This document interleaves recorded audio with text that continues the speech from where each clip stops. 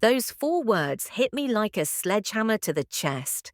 23 years at Medicore Industries, 23 years of perfect performance reviews, 23 years of catching defects that could have killed people. Gone. My name is Sarah Chen. For over 2 decades, I was the Senior Quality Control Inspector at Medicore Industries, one of the largest medical device manufacturers in the country. I knew every bolt, every wire, every circuit in our cardiac monitoring systems. My job was simple. Make sure nothing defective left our facility. I was good at it. Maybe too good. The morning started like any other Tuesday. Coffee at 6:30, badge scan at 7:15, lab coat pressed and ready. I had no idea my world was about to explode. Marcus Webb stood in my office doorway, our new production supervisor, 6 months on the job and already making waves. His expensive suit looked out of place in our industrial setting. His smile never reached his eyes. "Sarah, we need to talk." I looked up from my inspection reports. Batch 4471 had issues, serious ones. Voltage irregularities in the main circuit boards, the kind of defect that could cause a monitor to fail during surgery. If it's about batch 4471, it's getting rejected, no discussion. His smile vanished. "That's exactly what we need to discuss." He stepped into my office, closed the door behind him. The click of the latch sent ice through my veins. "That batch is worth $3.2 million, Sarah. Corporate needs it shipped today." I stared at him. "Marcus, those units are defective. They could malfunction during critical procedures. People could die. The defect rate is only 12%. That's within acceptable parameters." "Acceptable to who?" My voice rose. "Not to the patient whose monitor fails during open heart surgery." Marcus leaned against my desk. His cologne was too strong. Everything about him was too much. "Sarah, you're thinking like an inspector. I need you to think like a businesswoman. We have quotas, deadlines, shareholders." I stood up, faced him directly. "I'm thinking like someone who takes her job seriously. Those units don't ship." The temperature in the room dropped 10 degrees. "Actually, Sarah, they do. I'm overriding your rejection." My blood turned to liquid nitrogen. In 23 years, no one had ever overridden my quality decisions. Ever. "You can't do that. Company policy clearly states, company policy is changing. New management, new priorities." He pulled out a tablet, showed me an official-looking document. My name was already removed from the approval chain. "Effective immediately, all quality decisions require my final authorization." I felt the ground shifting beneath my feet. This wasn't just about one batch.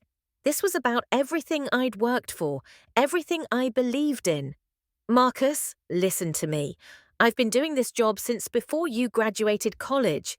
Those monitors are dangerous." "Your opinion is noted. The batch ships at 4 p.m. That's when he said it, the words that would haunt him forever. "You're fired, Sarah. Clean out your desk." The office went silent. Even the hum of the fluorescent lights seemed to stop. I could hear my heartbeat in my ears. "Excuse me?" "You heard me. Your services are no longer required. Security will escort you out." My legs went weak. I gripped the edge of my desk to stay upright. "On what grounds?" "Insubordination, failure to adapt to new procedures. Take your pick." He was already heading for the door, like I was nothing, like 23 years meant nothing. "Marcus, wait." He paused, didn't turn around. "When those monitors fail, when people get hurt, that's on you, not me. You, He looked back over his shoulder. For just a moment, I saw something flicker in his eyes. Doubt? Fear? Then it was gone. "Clean out your desk, Sarah. You have 30 minutes. The door slammed shut. I stood there in my empty office, surrounded by 2 decades of memories. Awards on the wall, photos from company picnics, a coffee mug that said, "Quality first," a gift from my team 5 years ago, all meaningless now. My hands shook as I opened my desk drawers. Personal items went into a cardboard box, family photos, a spare sweater, the small cactus my daughter gave me for Mother's Day. But I kept thinking about batch 4471, 3,000 cardiac monitors, 12% defect rate. That meant 360 potentially fatal devices heading to hospitals across the country. I couldn't let it happen. My phone buzzed. Text message from my daughter Emma. "How's work, Mum? Still saving lives?" The irony cut deep. I wasn't saving lives anymore. I wasn't anything anymore. Security arrived exactly 30 minutes later. Two guards I'd known for years. They couldn't meet my eyes as they walked me to the parking lot. "Sorry, Sarah," one of them whispered. "This ain't right." I drove home in a daze. My house felt different, smaller, like it belonged to someone else. I called my husband David at his office. "They fired me." Silence on the other end. "What? Sarah, that's impossible. You're the best they have." "Not anymore." I told him everything, the defective batch, Marcus's override, the sudden termination. "We'll fight this," he said. "Wrongful termination. We'll get a lawyer." But I knew it wouldn't matter. Marcus had covered his bases, made it look legitimate. That night, I couldn't sleep. I kept thinking about those monitors. Somewhere out there, surgeons were relying on Medicore devices to keep their patients alive. What happened when one of those defective units failed? I had to do something. The next morning, I called the FDA's medical device reporting hotline, explained the situation to a bored-sounding bureaucrat. "Do you have documentation of these defects?" I was fired before I could complete my report.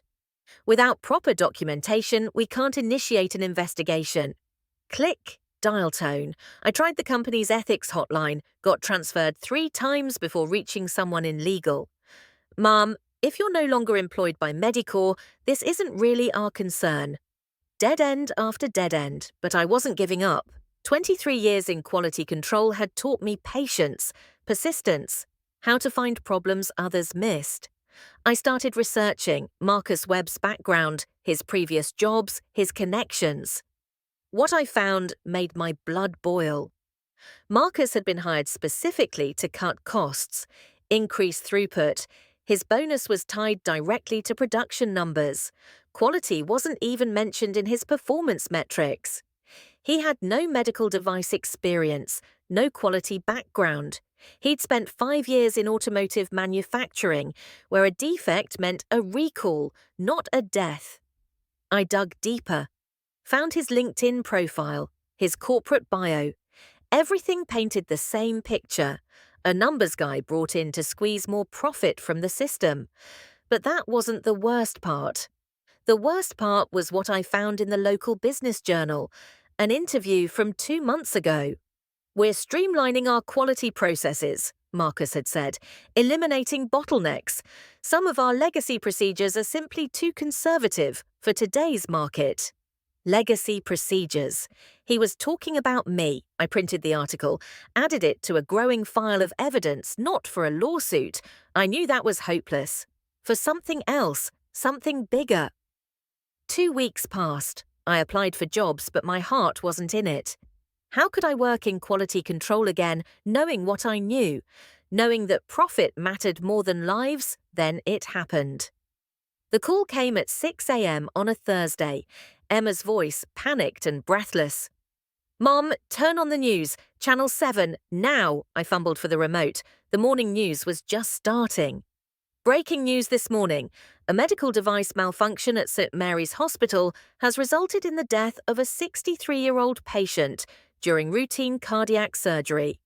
My coffee mug slipped from my hands, crashed to the floor. The patient, Robert Martinez, was undergoing bypass surgery when his cardiac monitor failed to detect a dangerous arrhythmia. By the time medical staff noticed the problem, it was too late. The reporter continued. "The device in question was manufactured by Medicore Industries. This is the first reported incident, but hospital officials are reviewing all Medicore devices currently in use." I sat down hard. Robert Martinez, 63 years old, probably had grandchildren, a wife, people who loved him.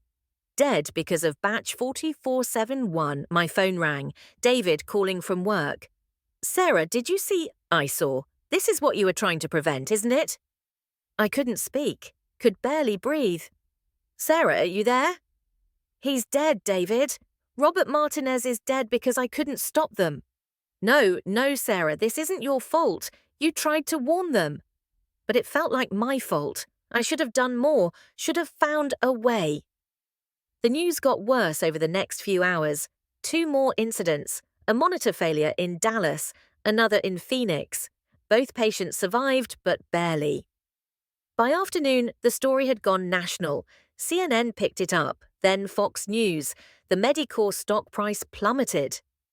My phone started ringing. Reporters who'd somehow gotten my number. I didn't answer. But then a different call came through, a number I recognized. Sarah, this is Janet Morrison from the FDA. I believe you called us 2 weeks ago about some Medicor devices. My heart started pounding. Yes, batch 4471. I tried to warn you. We're opening a full investigation. Can you come in tomorrow? We need to hear your story. The FDA office in downtown looked like every government building ever built. Grey concrete, fluorescent lights, the smell of burnt coffee and broken dreams. Janet Morrison was younger than I'd expected, maybe 40, sharp suit, sharper eyes. Tell me everything, she said. I did, every detail, Marcus's override, the defect rates, the rushed shipping schedule, my termination. She took notes, asked follow-up questions. Her expression grew darker with each revelation. Do you have any documentation? I pulled out my folder, printouts of Marcus's interview, his employment history, production schedules I'd managed to save. This is good, she said, but we need more. Internal emails, quality reports, shipping records. I don't have access anymore. They fired me, remember? She leaned back in her chair, studied me carefully. What if there was a way to get that access? My pulse quickened. What do you mean? We're going to raid their facility tomorrow morning, execute a search warrant, seize all relevant documents. The room seemed to spin, a federal raid on Medicor because of what I'd told them. Will that help? Sarah, if what you're telling me is true, Medicor is going to face the largest medical device recall in FDA history. We're talking hundreds of millions in fines, possible criminal charges. I felt a strange mix of satisfaction and terror. This was what I'd wanted, justice, accountability. But it was also the destruction of the only company I'd ever worked for, thousands of jobs, people I'd known for decades. There's something else, Janet said. We'd like you to be there during the raid. Help us identify the relevant documents. My mouth went dry. You want me to go back? As a federal consultant, you know their systems better than anyone. I thought about Robert Martinez, about his family, about all the other patients whose lives depended on medical devices working properly. When do we start? The raid was scheduled for 6 a.m. Friday morning. I met the federal team in a parking lot 2 blocks from Medicor. 12 agents, 3 trucks, enough firepower to invade a small country. Remember, Janet said, you're here to identify documents only. Don't engage with any Medicor personnel. I nodded, put on the FBI windbreaker they'd given me, tried to ignore the butterflies in my stomach. We drove to the facility in convoy, past the guard gate I'd used for 23 years, past the parking spots where I'd left my car thousands of times. Everything looked the same, but everything was different. The agents moved fast, spread throughout the building with military precision. I guided them to the quality control department, to Marcus's office, to the production floor where batch 4471 had been manufactured. And there he was, Marcus Webb, standing in the hallway in his expensive suit, looking like his world was ending. Our eyes met across the chaos. For a moment, nobody else existed. He started walking toward me, fast, angry. You, he said, you did this? An FBI agent stepped between us. Sir, please step back. She's trying to destroy this company, destroy thousands of jobs over a few defective units. I found my voice. A few defective units. Robert Martinez is dead, Marcus. Dead. His face went white. That's not... We couldn't have known. I told you. I warned you those monitors were dangerous. The defect rate was acceptable. 12% is within industry standards. Whose standards? Not mine, not the FDA's. Janet Morrison appeared beside me, held up a manila folder. Mr. Webb, we found your emails, the ones where you ordered the quality team to expedite approvals and minimize testing delays. Very interesting reading. Marcus's shoulders sagged. The fight went out of him. I was just trying to meet our targets. The board was pressuring everyone. If we didn't hit our numbers.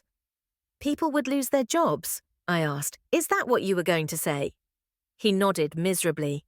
Well, now Robert Martinez lost his life, and his family lost everything. That broke him. Marcus Webb, the man who'd fired me for doing my job, started crying right there in the hallway. For just a moment, I felt sorry for him.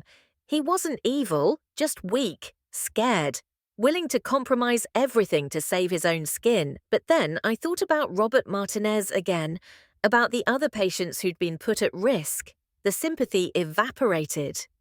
The raid lasted 6 hours. Boxes and boxes of documents, computer hard drives, production records, everything the FDA needed to build their case. As we prepared to leave, Janet pulled me aside. This is just the beginning, Sarah. The recall will be announced Monday. Congressional hearings will follow. We'll need you to testify.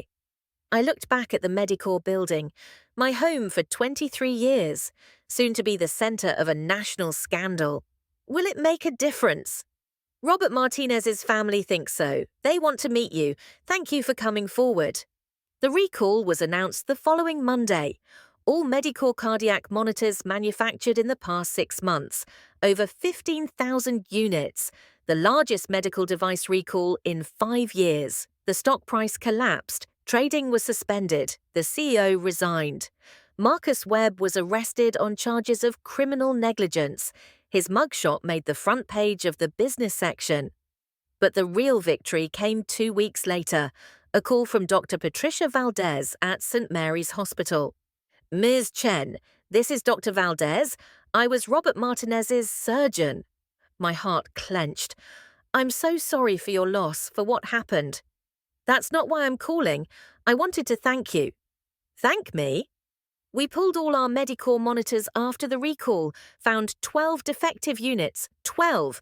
If those had failed during surgery... She didn't need to finish. 12 more Robert Martinez's. 12 more families destroyed. You saved lives, Ms. Chen, more than you'll ever know. The congressional hearing was held 6 weeks later. A packed room, cameras everywhere, the kind of circus Washington loves. I sat at the witness table in my best suit. It faced a panel of senators who looked like they'd rather be anywhere else. Ms. Chen, the chairman began, in your opinion, could Mr. Martinez's death have been prevented? Yes, sir, absolutely. How? If Medicorps had followed proper quality procedures, if they'd listened when I flagged the defective batch, if profit hadn't been prioritized over patient safety, and you were terminated for raising these concerns? Yes, sir, for doing my job. The questions continued for 2 hours. My story, Marcus's override, the rushed shipping, the ignored warnings. When it was over, the chairman made a statement that gave me chills. This committee recommends immediate legislation requiring independent quality oversight for all medical device manufacturers. No company should be allowed to police itself when lives are at stake. The Medicorps settlement was announced 3 months later. $21 million to the Martinez family, $50 million more to upgrade quality systems across the industry. Marcus Webb pled guilty to criminal negligence, 2 years in federal prison. His career was over, his reputation destroyed. The company survived, barely. New management, new procedures, new respect for quality control.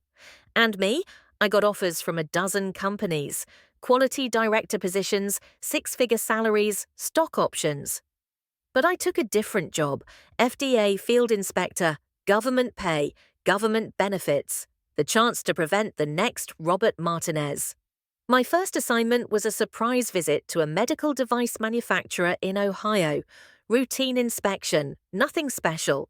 Except the quality manager was a young woman who reminded me of myself 23 years ago. Dedicated, thorough, uncompromising. "Ms. Chen," she said, "I've heard about you, about what you did at Medicorps. You're kind of a legend in quality circles." I smiled. Thought about Robert Martinez, about all the patients whose names I'd never know. The ones who were alive because someone cared enough to do their job right. "Just remember," I told her, "quality isn't about numbers or quotas or corporate targets. It's about the person lying on that operating table, trusting us to keep them safe." She nodded. I could see she understood. That night, I called David from my hotel room. "How'd the inspection go?" "Good, really good. Their quality systems are solid." "Any problems?"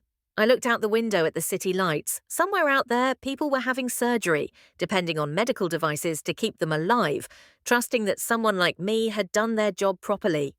"No problems. For once, no problems at all." 6 months later, I received a letter, handwritten on cream-colored paper. "Dear Ms. Chen, my name is Maria Martinez. Robert was my husband. I wanted you to know that the settlement money will help, but that's not why I'm writing. I'm writing because you cared. When everyone else was worried about money and deadlines and corporate politics, you cared about my husband, about keeping him safe. You couldn't save Robert. But because of you, other families won't go through what we did. Other wives won't get that terrible phone call.